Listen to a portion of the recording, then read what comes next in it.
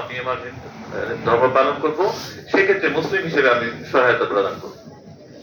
তার উজ্জ্বল দৃষ্টান্ত দেখতে পেলাম শারদীয় দুর্গোৎসবে।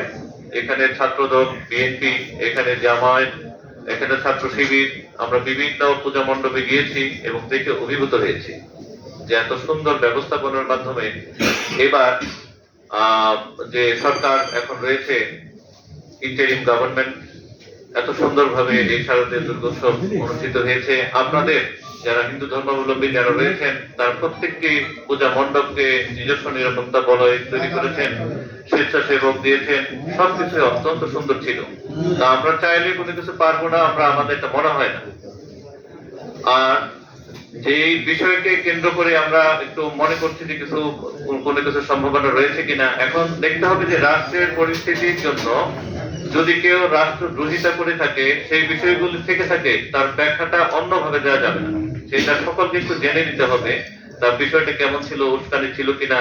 কারণ ধর্ম হলো এমন একটা বিষয় যে এক ধর্মের মানুষ আরেক ধর্মের মানুষকে যখন সে মানবিক ভাবে উত্তীর্ণ না হয়, তখন মানুষ এই কাজগুলো করে।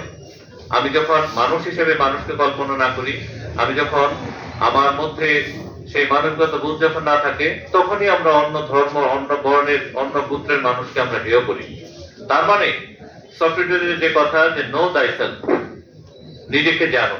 আমি কেন পৃথিবীতে এসেছি, কি কারণে আমার আবির্ভাব, আমি কে, আমি কতদিন পর্যন্ত পৃথিবীতে থাকবো, কি কারণে আমার এই আগমন ঘটেছে, এই বিষয়গুলো যখন আমরা জানবো না, তখনই আমাদের মধ্যে অধর্ম এসে কাজ করে।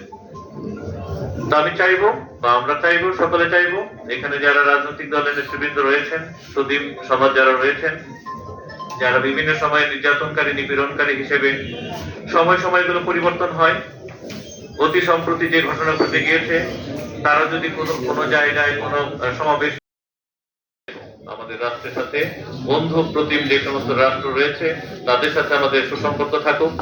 আমরা ভালো মতো তাদের সাথে রাজনৈতিক, অর্থনৈতিক সকল সম্পর্ক, মানবিক সকল সম্পর্ক আমাদের ভালো থাকুক, সুন্দর থাকুক, সেটা চাইব। আর শৃঙ্খলার দিক থেকে তখন কি হবে, বিদ্বেষ, তখন কি ওই যে মন্দিরে যাচ্ছেন কিন্তু আমি ভালো কাজের জন্য, কিন্তু মন্দিরে আমরা দুজন আর কি, একজনের সাথে আরেকজনের একটু জমি নিয়ে বিদ্বেষ আছে আর কি, বা কোনো একটা নিয়ে বিদ্বেষ আছে, সেটা হচ্ছে যে পারস্পরিক ঝগড়া বিবাদ মেটানো, পারস্পরিক মনোমালিন্য দূর করা।